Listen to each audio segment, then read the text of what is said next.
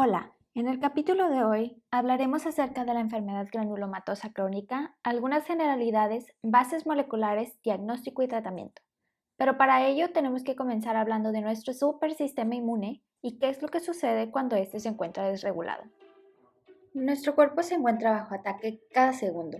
Billones de virus, bacterias y hongos están intentando hacer de tu cuerpo su casa. Y el encargado de defenderlo es el sistema inmune, incluso hasta de nosotros mismos. Este es uno de los sistemas más complejos que existen en el cuerpo humano, ya que involucra interacciones entre células y moléculas que han evolucionado por cientos de miles de años para protegernos.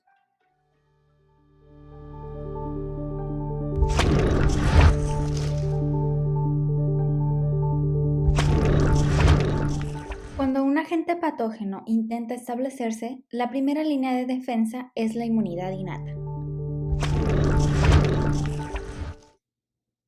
Células como este macrófago identifican y atacan rápidamente a los patógenos.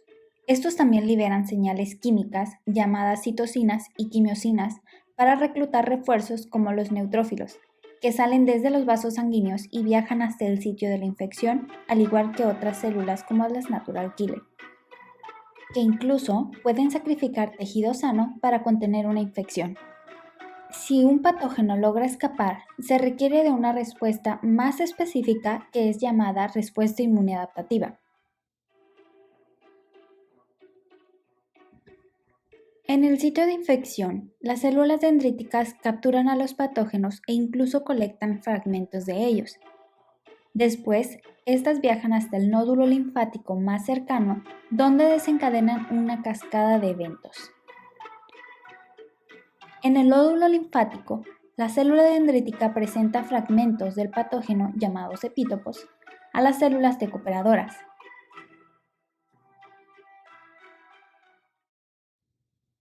Las células T activarán a las células B, entrenándolas para producir anticuerpos. Estas moléculas son altamente específicas y reconocen al patógeno invasor. Las células B producirán millones de anticuerpos perfectamente moldeados para identificar y neutralizar al enemigo. Una vez la infección ha cesado, el sistema regresa a la homeostasis mediante una etapa de contracción en la que todas las moléculas y células efectoras son eliminadas y solo se mantienen algunas de memoria que están listas para responder incluso más rápido que la primera vez. Ahora veremos con más detalle lo que sucede en las primeras etapas de un proceso inflamatorio. Este comienza con cambios vasculares como la vasodilatación mediada por histamina y óxido nítrico, desde las arterias hacia los capilares más cercanos al sitio de la infección. La vasodilatación ocasiona que el flujo de la sangre sea más lento y permita a las células de mayor tamaño, como los neutrófilos, moverse hacia la pared del vaso sanguíneo. Este proceso es llamado marginación. Señales químicas que han sido liberadas en el sitio de infección activan a las células endoteliales de las paredes del vaso sanguíneo. Estas células se contraen y permiten el paso del fluido hacia el tejido que lo rodea mediante los espacios entre las células. Una vez activadas, las células endoteliales comienzan a expresar selectina e ICAM en la superficie celular. Las selectinas se unirán de manera débil y transitoria a glicoproteínas del tipo Sialyl-Lewis en la superficie de los neutrófilos, comenzando así la etapa de rodamiento. Por su parte, los neutrófilos también expresan integrinas, que serán las que se unirán a ICAM.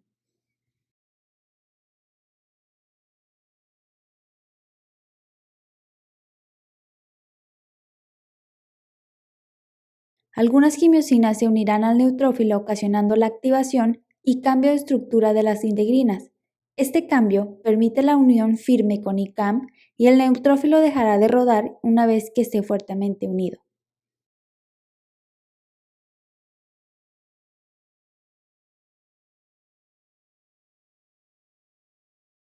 Una vez en el espacio extravascular, los neutrófilos comenzarán a migrar hacia el sitio de infección siguiendo un gradiente creciente de quimiosinas mediante un proceso que es llamado quimiotaxis.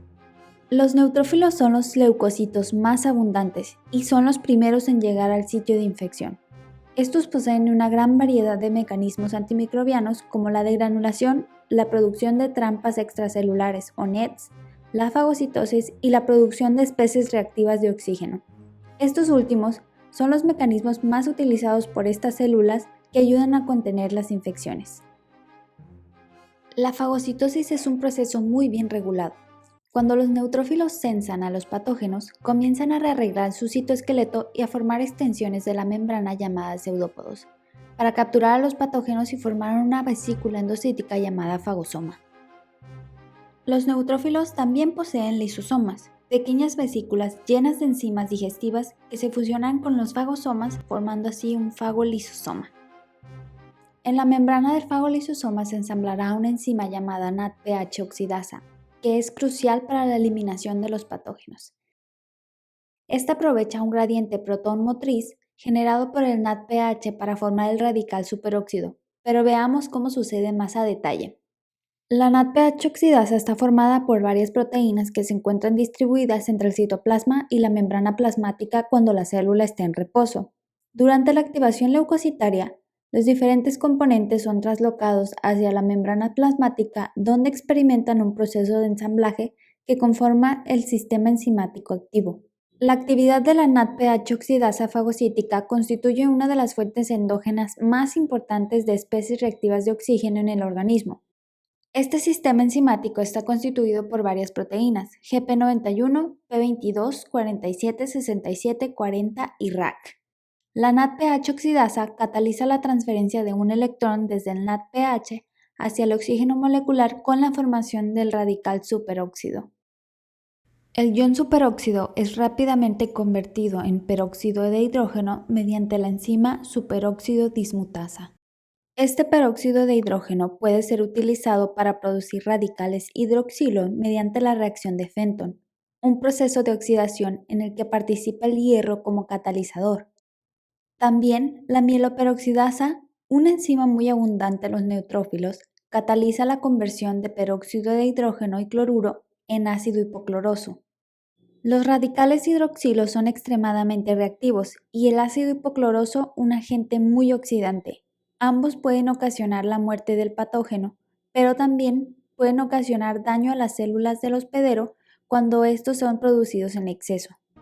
Sin embargo, los patógenos han desarrollado mecanismos de evasión como la producción de una enzima antioxidante llamada catalasa, la cual puede convertir peróxido de hidrógeno en agua y oxígeno. La enfermedad granulomatosa crónica es uno de los más de 300 tipos de inmunodeficiencias primarias que existen. En esta patología, una de las subunidades que componen la NADPH oxidasa se encuentra mutada. Esto ocasiona que haya menos producción de ion superóxido y como consecuencia menos producción de peróxido de hidrógeno, que se va a evidenciar con un estallido respiratorio deficiente. El 65% de los casos son de herencia ligada al cromosoma X, lo cual significa que todos los hombres que posean una copia del gen mutado presentarán la enfermedad. En todos estos casos el gen mutado es el CYBB, que codifica para la subunidad GP91. El resto de los casos son de herencia autosómica recesiva, lo cual significa que se requieren dos copias del gen mutado para presentar la enfermedad. Por tanto, se presenta en mujeres y las mutaciones pueden estar presentes en cualquiera del resto de las subunidades de la enzima. Se estima que en Estados Unidos, 1 de cada 200.000 niños presentan esta enfermedad, aunque se desconoce la prevalencia en otros países como en México debido a la baja incidencia. Debido a la deficiencia de esta enzima y su importante actividad en la eliminación de los patógenos, los pacientes que tienen enfermedad granulomatosa crónica sufren de infecciones recurrentes principalmente por patógenos catalasa positivos, como Aspergillus, Candida, E. coli, Staphylococcus, Listeria, Nocardia y Burkholderia. Estos patógenos se aprovechan de la deficiencia de peróxido de hidrógeno para metabolizar el poco que es producido y establecerse.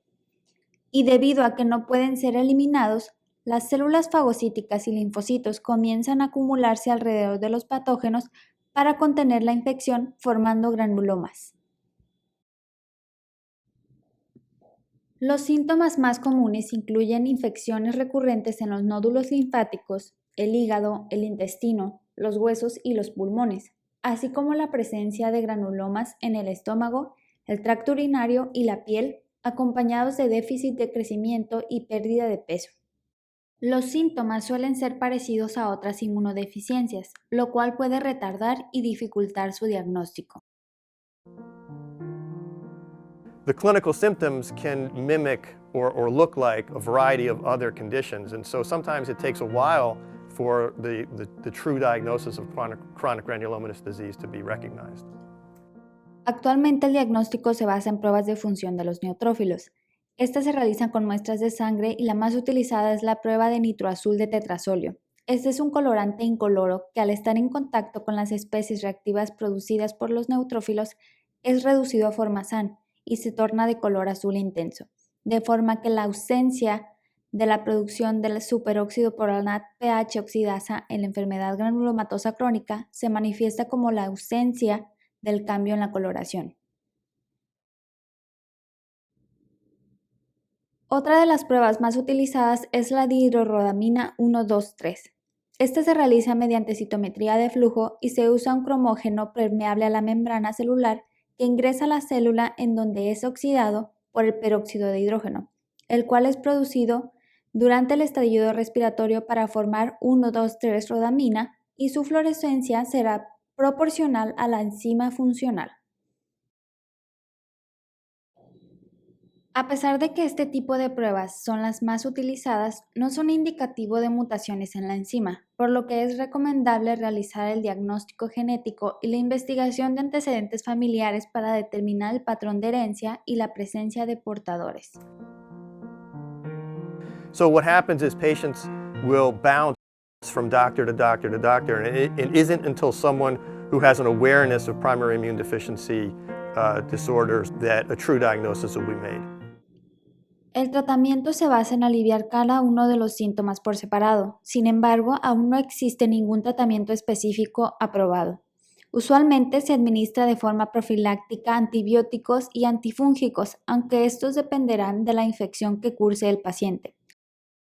Los más usuales son la trimetroprima con sulfamethoxazol, que intervienen en la síntesis de ácido fólico bacteriano, e itraconazol, que inhibe la síntesis de ergosterol e interfiere en la formación de la membrana fúngica.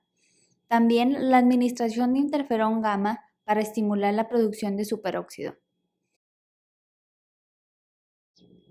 Actualmente, los únicos tratamientos curativos disponibles son el trasplante de médula ósea para restituir la población celular por una funcional y lo más novedoso y que aún se encuentra en estudio, la terapia génica, que está enfocada en corregir el gen mutado ex vivo en células madre hematopoyéticas empleando vectores virales y técnicas de edición genómica como CRISPR-Cas.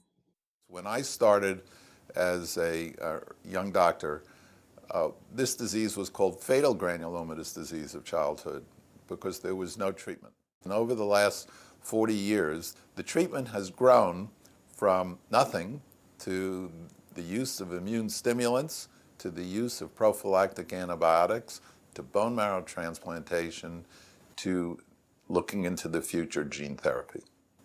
People sometimes ask, why do you study patients with rare diseases when you're the National Institutes of Health? And the reasons are, first, that we give patients hope, but two, they serve as windows to understand some common diseases.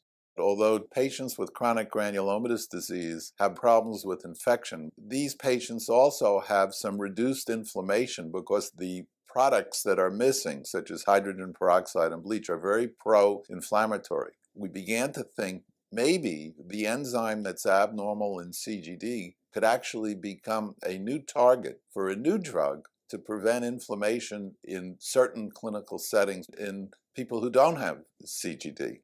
And if we can do that, we'll demonstrate that you can take the journey from understanding a very rare disease to understanding certain diseases that are common and maybe coming up with a new drug to treat things that you never imagined you'd be able to do. Esto ha sido todo por hoy. Muchas gracias por tu atención y espero que lo hayas disfrutado. Cualquier duda, intentaré responderla.